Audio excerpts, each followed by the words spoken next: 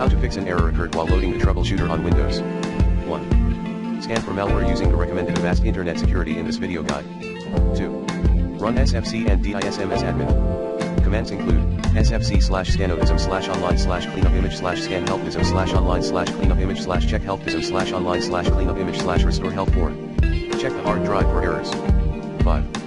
Confirm that the associated services, see the reported list below, are up and running. They are, cryptographic,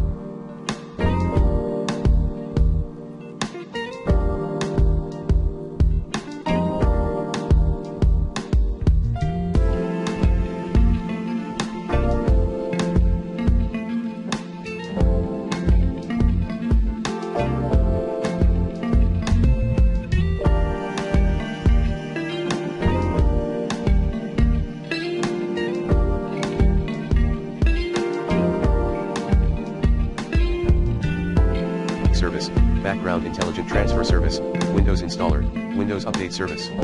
6. Refresh your PC.